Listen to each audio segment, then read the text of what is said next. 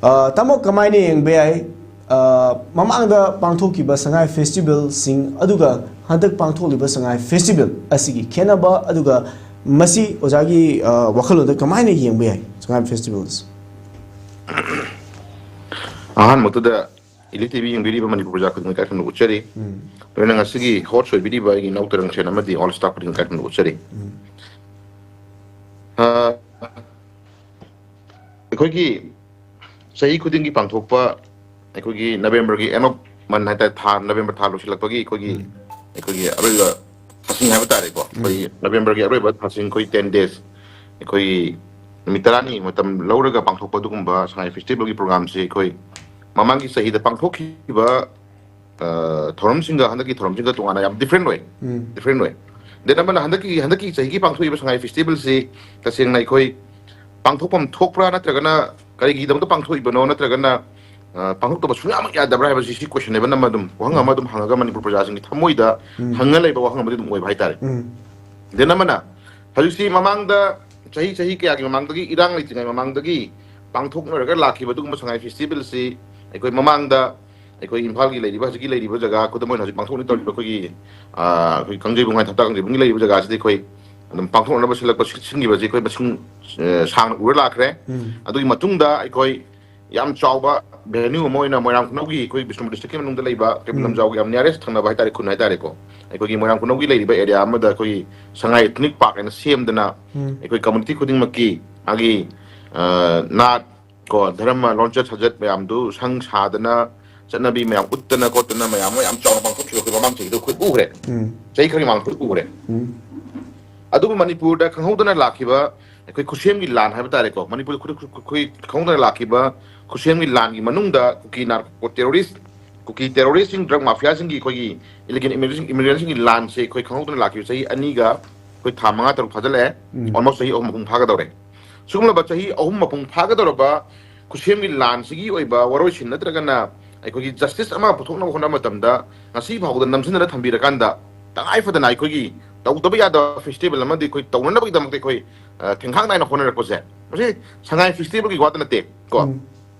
Sangai Festival gi watna te aikoi na yengja matamda tangkak nai na aikoi na government tawri si aikoi mabuchin sengdaba ko tangai fadana mioi ba haiba jati mioi ba fruit si ekoi mioi ba haiba part sima ekoi na thaira kanda sanga na hena lurakpa sanga da hena priority thamakpa then tawdaba yada ba ekoi gi ngasagi part khara da ngasagi tawdu da ngasagi atum langhal laga festival je ekoi thengkhang nai na patangkak nai na part khara da ekoi masing thingam da nai ekoi chahi ani ga tha manga helaba lanjigi manungda kusing lanjigi manungda ekoi tawhon gi thodok mayam leigre ekoi horau ko mai gi langba khotpa adagi any farana government sinba any program sing manungda ekoi adum langba festival mayam ko en taw khu ure adugumba yamna langba yamna government tawdia de na tawri badugumba festival mayam sing do ekoi nongmagi oiba tangai fadan tawdia da potni khala kan ngasi bal koi pentho lakpagi praja sing pentho lakoi mami dum koi ui adubu numit tarani chupna pangthok ko Sangai Festival gi magi wahan thok nunggi wahan thok den namana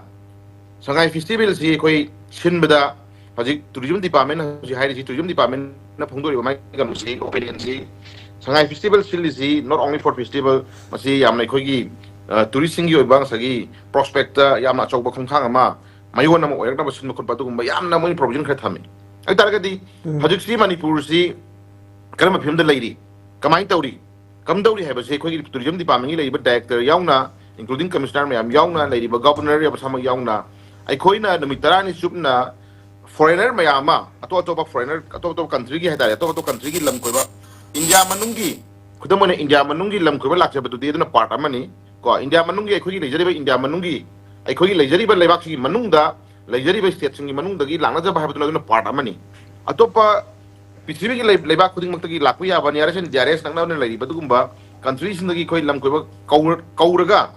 lam koiba lam yengba lakpu ga kauraga khoi na ngasagi ada economy na traga ngasagi phajagra ba sangai gi oiba masatu yenghanna bhona duri se handaki leiba issue sing matang di khoi sanari bra na traga na sunakanda sahi ani ga makhai helaba awaba taraba ko leibam jamam khangdraba masagi privacy leitraba पुनसिगी महिंग अमगी महाउदा हिंगनबगी हक आइदारेको खोंगोइनदना खोंगाउन थंबिरिबा प्रजा मियाम हिंदू नथैदा कांदा lump कोइबसुंदगी लाकदोबा मागी profit lump कोइबा खरदगी लाकदोबा मागी benefit lump कोइबा खरदगी लाकदोबा मागी कायनी खतंग कानाबा खरदगी ओबा कंदा सगी वखलोंदा असि Sangai tourism Sangai festival जे Sangai festival तौदे दे mummy मा लाको जे सगी एरिया सिदा सही अनी ग था मरी मंगा मा तरुक फारबा लांजेनगर लेरिबा दुम आईडीपी सिंगी अवाबगी पुरसी महिंग अखोगी हिंगबगी हक मेनमा तादा थंबिरिबा मी खुजोक मयाम अमगी खोगी हिंगबगी हक की होंगोइनर थमिबा हक को अखोगी हक अखोगी हिंगजनबा अखोगी सगी हक लै हक फंगना लेबा टाइमिंग सिदा संगाई ने लुसलको जिदी होस अखोई साइ एरिया से तंगाई फदने अखोई अदुम थमोइदा नुंगांगबा नुंगाइदो पेन दम फाव हेतारेको मसी गवर्नमेंट अमदी प्रजा अनिगी मक्ता लेनगदो मरी हेतारेको खोइना येंगबा यादिसी गवर्नमेंट हाइबसी कनानो गवर्नमेंट हाइबसी कनानो हाइबसी खोइ साइ एरिया से खोइ लेनबम चंगे गवर्नमेंट हाइबसी प्रजा सिंग सेंबा दुगुंबा प्रजा सिंगी सगी याइफनबा नुंगाइ याइफनबा प्रजा सिंगी ओइबा पुंसी महिंजे खोइ ngakpi senbinaba नुंगाइ याइफनबा दुगुम सेंबा लेबा अमदुनेबा गवर्नमेंट हाइदिसे अदो प्रजा सिंगिना सांगागी टाइपटा लाइफम चाबम खम कोचिन चेंदना अंगम सागी हिंजनबा हक थोक खोइ खोंगोइनदना मा फ्रीली मूवमेंट तोबं ngमदना सागी मेन मान तादन लेगे टाइमिंग सिदा गवर्नमेंट अमा लेरमने हायदना प्रजा सिंगी अवाबदु उबिदना मोइना मोगी ओबा बेनिफिट मोइना मोगी ओबा कानाबा मोइना मोगी ओबा फेस्टिवल अमा तौनी हाइजे सिगी नुंगी ओबा वहन थोकि कइ हाबजु कोइ हंगबे लइबको मसी मियाम न खंगम चंगे अदि तारगदि प्रजा अमदि लेंगाक अनिगी लेनरिबा मरिदु सागी एरिया सिदा लागी ओइबा दुगुंबा राइट प्रजा की ओइबा हिंगबगी हक प्रजा की अमन लेरी मी ओइबा को प्रजा अमन लेरी हाइबसे मोइना कुसुन ngमद्रे नखै लौबु याबा ममी लाएबको अदि तारगदि सागी एरिया से खोइना हजिक लेरी फिल्म जे गवर्नमेंट जी प्रजा से खोइ क्याम कुइना ngaklo पिरो थंगिदुनो गवर्नमेंट जी प्रजा से खोइ क्याम कुइना नोनजर थंगिदुनो गवर्नमेंट जी क्याम कुइना खोइना प्रजा सिंगना मखोइ नुंगाइजनबगी दमक मखोगी सागी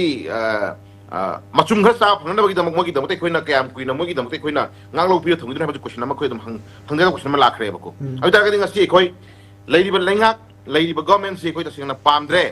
मानि मियोइबगी हक हिंगबगी हक खोंगोइनरे मियोइबगी हिंगबगी हक त करेमनरे मियोइबा अमग सा अमग करेमनरे चांगदमनरे मियोइबा अमदगी सा अमगी भेलु हेन लु लौसले न खोइ ngasi लेंगाक से प्रजा मियाम हुप नै खोइ परा तमी मतम खोइ यौरब्रा हाबदो खोइ थमजगेबको अन हजि दै फिल्म जी याम नुंगाइते अदन लेरि फिल्म जी ngरang mak तौरिबा फिल्म हजि मक ओरै फिल्म तौदबा यादे हाइबगी मतागु मै खोइ लेरिबा जे लेंगाक सिना अखोगी चप चाना ngasi लेरिबा आईडीपी सिंगी अवाबा खंगदबा प्रजा मियाम की ओइबा अवाबा खंगदना प्रजा मियाम की इहुन खंगदना ngasi तौदबा यादे न चप चाना मै डिसिल लर प्रोजे तसिनाइदा गदि प्रजा सिंसी को मोगी मखादा लेबा लेंगा अमगी मखादा लेबा दुगुंबा फुनगुंबा प्रजा सिंगी मोगी मखादा लेबा दुगुंबा मोना तोंग तोंग तुक सानाबा याबा दुगुंबा ngasi तोंग तोंग तौबा याबा दुगुंबा खंखा अमदा तौबा यारे हाबा ममी मखु उल्ले हाबा सुन मेसिन खंगबम चांगे अदो सिगी मनुंगदा याम नुआइतबसी अखोई ngरang mak Sangai Festival पांगथोकपदा अखोई टॉप लीडर अनि को पॉलिटिकल लीडर अनि खोइ मियोइ अनि खोइ मियोइ अनि सि तसेंगना याउदबा यादबगी तसेंगना याउरिबरा नत्रगना तसेंगना in interest of the general public of the Manipur की इंटरेस्ट असि वारिबा आईडीपी सिंगी को ममितगी मपी ताकिबा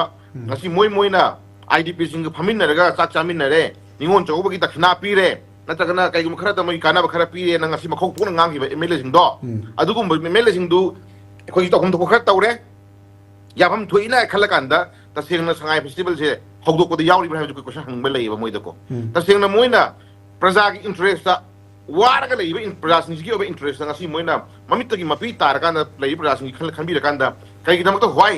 गवर्नर ने तो थबा अमगी काउंदा मोइना ngasi फोंगना सपोर्ट तोसलिबना हाबजु कोइ क्वेश्चन हंगबा लैबको अन प्रजा हेन लुम्बरा सही मंगागी मगी ओइबा सही मंगागी केनेउसिदा मखोइना ngasi एमएलए ओइरिबा ngasi मखोइना मिनिस्टर ओइरिबा ngasi moina leader oini khali puchak se hayeng governor na moi ohen mangamra natra kana praja sna piba mandate praja sna piba sajoki matung na moi leader ebang amdri ba question ko yang hangjage ko praja sna gi phangba mandate praja sna gi phangga lakwa du vote ki right to fire kanda mla ha post na matung da miyam gi leader adugum ba leader do obang ngodoi ni aduna ngasi miyam gi awaba miyam gi kholaw miyam gi mamitai mapi tari ba miyam ngasi wari miyam gi kholaw je chung usundana ngasi लेरिबा दुगुंबा मियाम याद्रे लेरिबा दुगुम Sangai festival अमा याद्री हाइदि सिगी मरम जी संगाई फेस्टिवल जी तसेंना होस्ट तौबदा अखोई तौबिगनु हाबो खनसते लेरिबा situation timing magi lady ba kholo magi lady film tim tung ne khona sangai festival je matam khang khui lai thok pi go lady ba awa ba tari miyam ni hana khan bi go ha ba gi ba kholau ni si miyam lauri se idp na si hai ri si asi sangai lai ba khung si sangai festival je tangai phatana khoi tawroi phare no ma tawre khoi postpone tawre makha ta na khoi tawroi na hai na government decision lo ta ga di asi idp na sangai khung si moi handok ne hai ba film khoi pok ta ri adubo sagi area si da khoi hai ni di 10 days chupna numit tarani chupna tawni hai tar ga di numit tarani chupna chap sana moi thengani hai ba ne ko thengna dui maram ji kai hai tar ga di sangai festival tawrabani na sangai festival tawrabani na irang ngai hai ba ne ba lam ko ba mayam lakpiro leba khuding maki lam ko ba mayam lakpiro leba khuding maki lam ko ba lam yengning ba sangai yengning ba mayam lakpiro ko mayam lam ko ba mayam foreigner mayam tourister mayam lakpiro manipuri irang laitre lam ko ba mayam lakpiro kanda sangai phajaba yengbiro sangai magun hapiro sangai leiri bang sagi magi leiri bokhalonji naina biro aduna leba khuding maki leiba lam ko ba mayam lakpiro festival yengbiro harau kumai yengbiro thin ma kau yengbiro dena mana sari ba culture gi ogera magi ogera leiri khuding makse maning tawna yengbiro lakpiro haina invite tawbane natra ai taragadi manipur se irang laitre habagi paton ma tawrabane moina irang laitre na paton tawrabani na idp sin haji hairi ju sangai festival tawrabani na irang laitre na paton tawrabani na moju masa masagi mayumda masa masagi hanagi lakchari ba susampur gi mayumda more gi mayumda kangpoku mayumda ate periphery area da leiba koi phokjai khai ogera magi ogera sugnu gi bara sero gi any kind of koi periphery area da mayum chang ngandra leiba jaga sing je mayum chang leiba jaga sing ji da sai da koi changjera ge changhan biro hai bane ko sagi area si da kari logically khoni yemo tamda idp sing na hai riba prajasna taliba demand jiga government la riba decision kai khenari ga koi kuchang jage of course sangai festival tawbiro kai sukai da idp sing mem halan biro fajana security nga biro handak sahi gi oina sangai festival pangthuani idp sing ju mayum da halalani magi mayum da halalani lehalani fully security pirani free movement halani hai bado yam clear report ma ngasi gi lenga sina lokthum thok tabra chumna kandana aikoi gi leina na ba hinna ba ta na ba mi ba mo na sagi singui hat khongoi na le ngai time sida miyam lakpiro don be jai tawdana koi sangai festival pangthok chare harau koi pangthu e nungai ai fare lam ko miyam lakpiro turista miyam yo bang sagi chana thana miyam store miyam hangjare yingbiru law ga na kauri se irang lai tra sab irang lai tra habne ba kasi irang lai tre haira bani na idp singi awa ba sing birakan da mai mem da halan biro free movement han biro ha ba simadi masidi masana automatically ham thok ta bra ba question ni ko lak je ana sagi area sida sagi na sida akoi gi machum chawa man ba ko machum chawa man ba yamna man ba yamna haina ba na ti hunna ba ko nate praja ne pami ba sentiment praja singi awa ba sentiment khangdana intentionally support tawni harau kumai support tawni tabi di ko tabi di ko intentionally harau kumai support tawgani hang be stol si kana ba khara lahogani machum khara phangna phonagani ko government thata fan khara si banungda aikoi kana ba khara lahora loire khanma du gumba machum jaba kam khara di tasingna praja miyang gi kholau mamitagi mapi tari ba singi kholau mamitagi mapi tari ba idp singi pen da bagi milu gi pirang kari ko mta usundana da theira kana ngasi kai daure aikoi daga oide yahum do yawgani som do chakani yeng pu yengani ga to kangbu musu yawri si jang ko mane ko aduna kasi aina hajani di ho sajani di thoina kasu haninga leite tasengna yawbi riba ekoi elected person mla oina kabi riba kangbu singse ngasi kuki gi adugumba ngasagi any tharomama ngasi lamen tu hen ba kuki lebak sugayo pa ma kangbu singi ngasi masat nai da kangbu singi to thok singa di kare haini leiriba kuki mla tarana mogi lorko decision ma da mogi project dum to lorko decision ma da dik daure jap ana mom do ken lor kanda ngasi project dum to mogi masai community gi amagi dum to ngasi decision lo ngasi jap ana na mogi decision lo ngami ekoi gi dik daure ngasi yaw do ba ya da bagi mawong ma taw do ba ya da bagi mawong ma ngasi ekoi si hai ro ga horen tangai fa da nai koi sat uta ya da bani ne tangai fa da koi taw ya da bani ni ga na hai ko su yari ko madugi same sab do nate tasina mama ne ba ku si bai ba jidi tasina gone khat thena ba tare yaw dre sangai festival yaw da matamda MLA gi post to kakani haran kakki kaksa hasano ko sangai festival yaw da matamda MLA gi post to lokthokani hage hagana lokthok jarasano adu ko mangam gas khasa ngam thok tari habni ba jamna boto tasengna ai khoi si yamna disunity ko ai khoi ji kana go kharana pangtau to ra ya bang mami men tahan ba si di khoi masi yam pam de do na praja sing gi awa ba sentiment se yam khangna khoi dai ta khal lo hun janing ga lei haji lei pm je khoi lei ba idp singi sentiment idp singi maranai wani to ku phate manipur praja miyam khuding maki amat ngai ra ba dugumba ꯑꯔꯣꯏꯕ ꯂꯥꯟꯊꯦꯡ ꯑꯔꯣꯏꯕ ꯗꯤꯁꯤꯖꯟꯁꯦ ꯀꯩꯅꯣ ꯍꯥꯏꯇꯥꯔꯒꯗꯤ ꯑꯩꯒꯤ IDP ꯁꯤꯡꯅ ꯂꯩꯔꯤꯕ ꯃꯄꯨꯟꯁꯤꯒꯤ ꯑꯋꯥꯕ ꯊꯦꯡꯅꯔꯛꯏꯕ ꯂꯥꯟꯖꯦꯟꯅꯔꯤꯕ ꯃꯌꯥꯝꯁꯤꯡꯁꯦ ꯃꯁꯥ ꯃꯁꯥꯒꯤ ꯃꯔꯝꯗ ꯃꯅꯤꯡ ꯇꯝꯅ ꯀꯣ ꯍꯜꯍꯜꯂꯀꯥꯟꯗ ꯃꯅꯤꯡ ꯇꯝꯅ ꯂꯩꯍꯟꯕ ꯉꯝꯈꯤꯕꯒꯤ ꯁ꯭ꯇꯦꯖꯇꯣ ꯑꯩꯈꯣꯏ ꯃꯅꯤꯄꯨꯔ ꯄ꯭ꯔꯖꯥ ꯃꯤꯌꯥꯝꯒꯤ ꯑꯣꯏꯕ ꯑꯃꯠꯇ ꯉꯥꯏꯔꯕ ꯑꯗꯨꯒꯨꯝꯕ ꯑꯄꯨꯟꯕꯒꯤ ꯊꯧꯗꯥꯡꯗꯣ ꯂꯧꯃꯤꯟꯅꯕ ꯆꯪꯉꯦ ꯍꯥꯏꯕ ꯃꯐꯝꯗꯨꯅꯤ ꯑꯗꯨꯅ ꯍꯧꯖꯤꯛ ꯂꯩꯔꯤꯕ ꯐꯤꯕꯝꯁꯦ ꯑꯩꯈꯣꯏ ꯌꯥꯝ ꯅꯨꯡꯉꯥꯏꯇꯦ ꯑꯗꯨꯅ ꯂꯩꯔꯤꯕ ꯐꯤꯕꯝꯁꯦ ꯑꯩꯈꯣꯏ ꯍꯣꯁ ꯑꯩꯈꯣꯏꯅ ꯍꯥꯏꯖꯅꯤꯡꯉꯤꯁꯤ ꯊꯣꯏꯗꯣꯛꯄ ꯂꯩꯇꯦ ꯑꯗꯨꯅ ꯒꯣꯔꯃꯦꯟꯅ ꯃꯁꯤ ꯇꯧꯗꯕ ꯌꯥꯗꯦ ꯃꯣꯏꯒꯤ ꯁꯝ ꯀꯔꯣꯔ ꯈꯔꯒꯤ ꯄ꯭ꯔꯣꯖꯦꯛ ꯃꯣꯏ ꯄꯥꯏꯗꯕ ꯌꯥꯗꯦ ꯃꯣꯏ ꯀꯔꯣꯔ ꯈꯔꯒꯤ ꯄ꯭ꯔꯣꯖꯦꯛꯇꯨ ꯃꯣꯏ ꯐꯤꯒꯥꯎꯗ ꯈꯔ ꯍꯥꯞꯍꯧꯗꯕ ꯌꯥꯗꯦ ꯈꯔ ꯀꯥꯟꯅꯃꯤꯟꯍꯧꯗꯕ ꯌꯥꯗꯦ ꯍꯥꯏꯕ ꯐꯤꯕꯝꯗ ꯃꯣꯏꯒꯤ ꯇꯧꯐꯝ ꯊꯣꯛꯄ ꯇꯧꯔꯕꯅꯤ나 ngasi tangay fadana masi ꯑꯩꯈꯣꯏ ꯂꯩꯕꯤꯔꯤꯕ ꯑꯗꯨꯒꯨꯝꯕ ꯄ꯭ꯔꯖꯥꯁꯤꯡ ꯈꯨꯗꯤꯡꯃꯛꯅꯁꯨ ꯁꯉꯥꯏ ꯐꯦꯁꯇꯤꯚꯦꯜꯁꯦ ꯑꯩꯈꯣꯏ ꯄꯨꯟꯅ ꯑꯩꯈꯣꯏ ꯑꯃꯠꯇ ꯑꯣꯏꯅ ꯑꯩꯈꯣꯏ ꯂꯩꯕꯤꯔꯤꯕ ꯁꯤꯚꯤꯂꯤꯌꯟ ꯈꯨꯗꯤꯡꯃꯛ ꯂꯩꯕꯤꯔꯤꯕ ꯑꯩꯈꯣꯏꯒꯤ ꯑꯦꯅꯤ ꯀꯥꯏꯟ ꯑꯣꯐ ꯑꯩꯈꯣꯏꯒꯤ ꯃꯤꯑꯣꯏ ꯈꯨꯗꯤꯡꯃꯛ ꯑꯃꯠꯇ ꯑꯣꯏꯅ ꯁꯉꯥꯏ ꯐꯦꯁꯇꯤꯚꯦꯜꯁꯦ ꯑꯩꯈꯣꯏ ꯁꯍꯖꯣꯛ ꯄꯤꯗꯅ ꯑꯩꯈꯣꯏ ꯑꯃꯠꯇ ꯑꯣꯏꯅ ꯑꯩꯈꯣꯏ ꯂꯦꯞꯃꯤꯟꯅꯔꯀꯥꯟꯗ ꯁꯉꯥꯏ ꯐꯦꯁꯇꯤꯚꯦꯜꯒꯤ ꯂꯩꯔꯤꯕ ꯃꯥꯒꯤ ꯂꯝꯄꯥꯛꯇ ꯑꯩꯈꯣꯏ ꯈꯣꯡꯐꯝ ꯇꯥꯍꯟꯗꯅ ꯑꯩꯈꯣꯏ ꯇꯉꯥꯏ ꯐꯗꯅ ꯑꯩꯈꯣꯏ ꯂꯦꯞꯃꯤꯟꯅꯕ ꯆꯪꯉꯤ ꯑꯗꯨꯅ ꯃꯥꯒꯤ ꯂꯩꯕ ꯗꯤꯄꯥꯔꯠꯃꯦꯟꯒꯤ ꯇꯧꯐꯝ ꯊꯣꯛꯄ ꯃꯊꯧ ꯃꯥꯒꯤ ꯇꯧꯐꯝ ꯊꯣꯛꯄ ꯇꯧꯖꯔꯒꯁꯨ ꯇꯁꯦꯡꯅ ꯑꯄꯨꯟꯕꯒꯤ ꯐꯤꯔꯦꯞ ꯑꯃ ꯑꯣꯏꯅ ꯑꯩꯈꯣꯏ ꯆꯞ ꯃꯥꯟꯅꯅ ꯑꯩꯈꯣꯏ ꯕꯣꯏꯀꯣꯠ ꯇꯧꯃꯤꯟꯅꯕ ꯑꯃꯠꯇ ꯑꯣꯏꯅ ꯑꯩꯈꯣꯏ ꯌꯥꯅꯤꯡꯗꯕꯒꯤ ꯈꯣꯜꯂꯥꯎ ꯎꯠꯄ ꯌꯥꯅꯤꯡꯗꯕꯒꯤ ꯑꯩꯈꯣꯏ ꯀꯩꯅꯣ ꯋꯥꯈꯜꯂꯣꯟ ꯎꯠꯄꯗꯨꯗꯤ ꯑꯩꯈꯣꯏ ꯎꯠꯃꯤꯟꯅꯕ ꯃꯇꯝ ꯑꯣꯏꯔꯦ ꯑꯗꯨꯅ ꯍꯧꯖꯤꯛ IDP ꯁꯤꯡꯒꯤ ꯄꯥꯝꯃꯤꯕ ꯋꯥꯈꯜꯂꯣꯟꯁꯦ ꯇꯁꯦꯡꯅ ꯅꯥꯀꯟ ꯑꯃꯗ ꯁꯉꯥꯏ ꯐꯦꯁꯇꯤꯚꯦꯜ ꯇꯧꯔꯕꯅꯤꯅ ꯅꯥꯀꯟ ꯑꯃꯗ ꯂꯩꯔꯤꯕ ꯑꯋꯥꯕꯁꯤꯡꯁꯦ ꯑꯩꯈꯣꯏ ꯑꯋꯥꯕ ꯇꯥꯔꯤꯕ ꯀꯥꯡꯕꯨꯁꯤꯡꯁꯤ ꯏꯔꯥꯡ ꯂꯩꯇꯦ ꯍꯥꯏꯔꯕꯅꯤꯅ ꯃꯌꯨꯝꯗ ꯍꯟꯖꯤꯟꯅꯕꯒꯤ ꯄ꯭ꯂꯥꯟ ꯑꯩꯈꯣꯏ ꯇꯧꯃꯤꯟꯅꯕ ꯍꯣꯠꯅꯃꯤꯟꯅꯕ ꯆꯪꯉꯦ ꯍꯥꯏꯕ ꯑꯃ ꯊꯝꯖꯔꯀꯥꯟꯗ ꯑꯩ ꯑꯍꯥꯟꯕ ꯔꯥꯎꯟꯗ ꯊꯝꯖꯅꯤꯡꯉꯤꯁꯤ ꯇꯁꯦꯡꯅ ꯁꯉꯥꯏ ꯐꯦꯁꯇꯤꯚꯦꯜꯁꯤ ꯃꯇꯝ ꯆꯥꯗꯅ ꯒꯣꯔꯃꯦꯟꯒꯤ ꯇꯧꯗꯕ ꯌꯥꯗꯕ ꯑꯗꯨꯒꯨꯝꯕ ꯁꯦꯟꯇꯔꯒꯤ ꯂꯨꯆꯤꯡꯕꯁꯤꯡꯒꯤ ꯃꯃꯥꯡꯗ ꯁꯦꯟꯇꯔꯒꯤ ꯂꯨꯆꯤꯡꯕꯁꯤꯡꯒꯤ ꯑꯣꯏꯕ ꯍꯔꯥꯎꯖꯅꯕ ꯍꯣꯠꯅꯕ ꯃꯇꯝꯗ ꯃꯅꯤꯄꯨꯔꯗ ꯏꯔꯥꯡ ꯂꯩꯇ꯭ꯔꯦ ꯁꯥꯟꯇꯤ ꯐꯪꯉꯦ ꯁꯥꯟꯇꯤ ꯂꯩꯔꯦ ꯍꯥꯏꯕ ꯌꯥꯅꯅꯕꯒꯤ ꯑꯣꯏꯕ ꯑꯗꯨꯒꯨꯝꯕ ꯀꯔꯣꯔ ꯈꯔꯅ ꯈꯨꯖꯤꯡ ꯑꯣꯏꯔꯀꯥꯟꯗ ꯉꯁꯥꯏꯒꯤ ꯀꯥꯟꯅꯕ ꯂꯧꯍꯧꯅꯕ ꯍꯣꯠꯅꯕꯒꯤ ꯑꯗꯨꯒꯨꯝꯕ ꯃꯃꯤ ꯑꯃ ꯇꯥꯍꯟꯕꯒꯤ ꯑꯗꯨꯒꯨꯝꯕ ꯁꯉꯥꯏ ꯐꯦꯁꯇꯤꯚꯦꯜꯁꯦ ꯍꯟꯗꯛꯀꯤ ꯑꯣꯏꯅꯗꯤ ꯑꯩꯈꯣꯏ ꯄꯨꯟꯅ ꯑꯩꯈꯣই ꯑꯃꯠꯇ ꯑꯣꯏꯅ ꯂꯩꯃꯤꯟꯅꯔꯀꯥꯟꯗ ꯑꯩꯈꯣꯏ ꯄꯨꯟꯅ ꯊꯦꯡꯅꯃꯤꯟꯅꯕ ꯄꯨꯟꯅ ꯑꯣꯏꯅ ꯑꯩꯈꯣꯏ ꯁꯍꯖꯣꯛ ꯄꯤꯃꯤꯟꯅꯗꯕ ꯑꯩꯈꯣꯏ ꯇꯉꯥꯏ ꯐꯗꯅ ꯑꯩꯈꯣꯏ ꯄꯨꯟꯅ ꯂꯩꯔꯤꯕ IDP ꯁꯤꯡꯒꯤ ꯑꯋꯥꯕ ꯎꯕꯤꯔꯀꯥꯟꯗ ꯍꯧꯖꯤꯛ ꯐ꯭ꯔꯤ ꯃꯨꯚꯃꯦꯟ ꯌꯥꯗ꯭ꯔꯤꯕ ꯃꯤꯑꯣꯏꯕꯒꯤ ꯍꯤꯡꯕꯒꯤ ꯍꯛ ꯈꯣꯡꯒꯣꯏꯅꯔꯤꯕ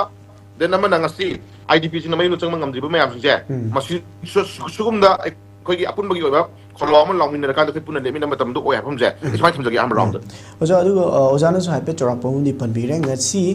ꯉꯔꯥꯡꯗꯒꯤ ꯍꯧꯔꯀꯥꯟꯗ ꯅꯨꯃꯤꯠ 10ꯅꯤ ꯄꯥꯡꯊꯣꯛꯀꯗꯧꯔꯤꯕ ꯁꯉꯥꯏ ꯐꯦꯁꯇꯤꯚꯦꯜ ꯑꯁꯤꯒꯤ ꯍꯧꯗꯣꯛꯄ ꯅꯨꯃꯤꯠꯇ ꯍꯥꯏꯕ ꯇꯥꯔꯦ ꯃꯅꯤꯄꯨꯔꯒꯤ ꯂꯩꯔꯤꯕ MLA kaya ama saruk yadragasu MLA anikak saruk yakhi haibe MLA ni si Thongju AC gi MLA Tungam Bichojit amasung Namol AC gi MLA Thongnasum Basanta Kumar ani si tangni atai di Sangai Festival asi da saruk yakhi de habi tare oja Sangai Festival asi PR lenga gasina akhoi gi silakanda pangthop amakhangni miyam gi mihut natraga Manipur da lengang leitre haibasu center da palibasi kogi BJP lengangni madugi matungina center na direct nga kanda kogi Sangai Festival asi pangthokpani haibatare masigi thauram asida kogi miyam gi mihuching haibatare MLA ani khak sinatana saruk yadaba asina yengba yaba miyengsi oja kogi governor na PR gi lengak asina sinbanina अखोगी governor खक्तदा थैदोकपगी ममी अमा तारब्रा मखोय मसेल support तौनदबगी ममी अमसु लेब्रा अदुगा मियामना सक्सेसलिबा खोंजंग असिदा सपोर्ट तौबो ओइना MLA सिंग असि सरुक यादबा ओइगदोरिब्रा नत्रगा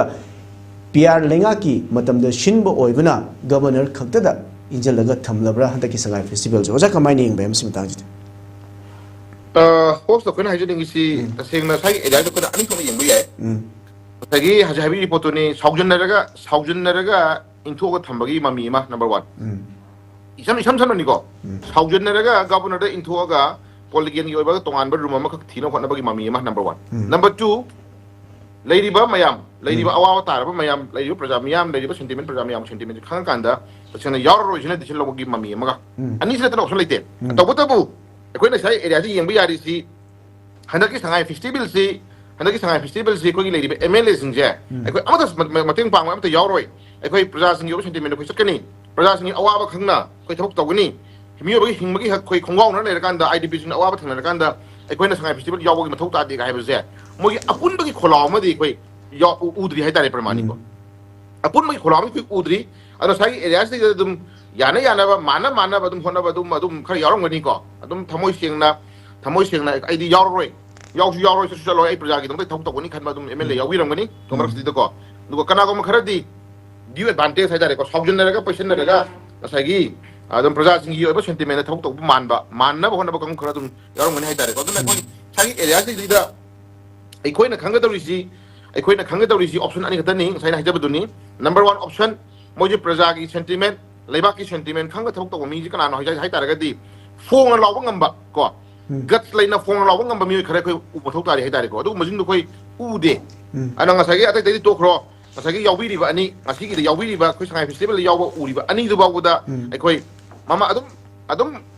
ꯀꯩꯒꯨꯝꯕ ꯍꯥꯏꯔꯛꯄꯁꯨ ꯌꯥꯔꯤ ꯀꯣ ꯑꯩꯈꯣꯏꯅ ꯌꯥꯎꯔꯤꯁꯤ ꯅꯣꯏ ꯅꯨꯡꯁꯤꯕꯒꯤ ꯌꯥꯎꯔꯤꯅꯤꯅꯦ ꯂꯩꯕꯥꯛ ꯅꯨꯡꯁꯤꯕꯒꯤ ꯌꯥꯎꯔꯤꯅꯤ ꯌꯦꯡꯉꯤ ꯃꯤꯅꯤ ꯑꯩꯈꯣꯏꯁꯨ ꯒꯥꯏꯅꯒ ꯍꯥꯏꯔꯛꯄꯁꯨ ꯌꯥꯔꯤ ꯍꯥꯏꯕꯅꯤꯗ ꯑꯩꯈꯣꯏ ꯍꯥꯏꯖꯔꯤꯕ ꯄꯣꯠꯇꯨꯀꯣ ꯑꯗꯨꯅ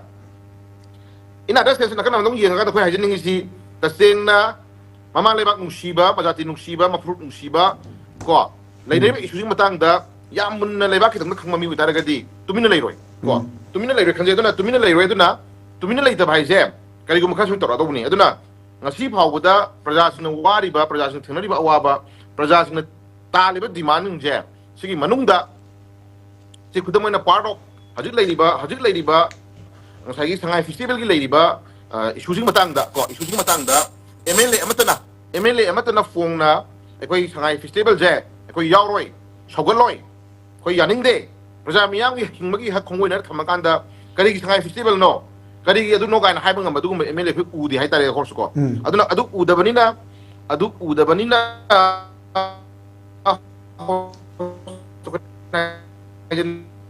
तसेंना मसिदि अफोंग हाइनाबम चंगी फोंग हाइनाबम चंगी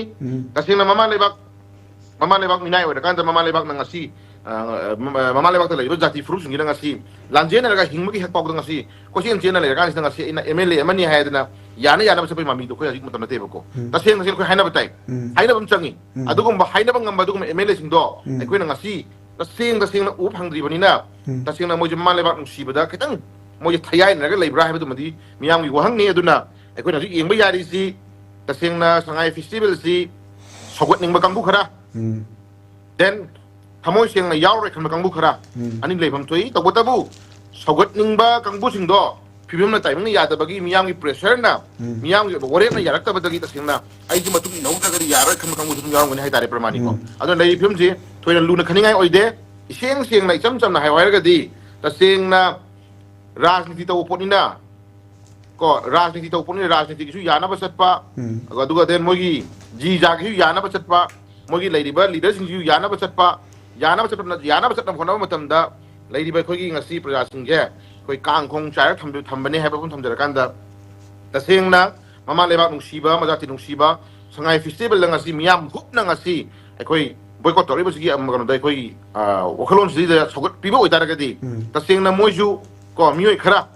लोइना मगत्र बावदा मियोय खरा लोइना खोई लेबाक निंगो इबियु लोइना मग सोना फाबियु हाबि खोई हाइजरोय को मी पृथ्वीदा फावगिबा मयाम निंगसि अफाव मयामगी मरक्ता टॉप अफाव अमम यावरै से मागी तोंगानबा एक्स्ट्रा ऑर्डिनरी तौबंगंबा मथमोय सेंबा मयामदो तोंगान खरा थोलाकांदा मयामदुगी मरक्तागी खोई मिथोय मिहेनबदुं ओइबनि लीडर हाइसे खोई मी लोइनमक लीडर ओइ हाबि कछु यादबनि मयामदुगी मरक्ता अहेनबा लीडर मदुं थोलकनि अदुना खोइन हाइजनिंगिसि एमएलए मयामजगी मरक्ता मियामना ngasi पामद्रिबा आईडीपी ngasi यानिंद्रिबा मियामना ngasi साउंगनि बथसे खोइ चुमी मरम चाइ हजि लगे फिल्म्स दे खोइना कगी संगाई फेस्टिवल नो एखोइ सगोट कनि एखोइ यावरोय सबचाना एखोइ मियामगी दम खोइ लेगनि गा हाइबा ngamba दुगुम्बा एमएलए फोंगना हाइबा ngamba एमएलए जे एखोइ यावदबगी ममी ताबसना मरम मरकांदा ममा लेबाक नुसिबा जे एखोइ मनुंगदा येपगा को मनुंगदा येपगा खोइ याना बाइतारे को याना बा खोइ इपा इपुगी पोरोदा करिबा खोइ करि खोइ लिंदु सीबा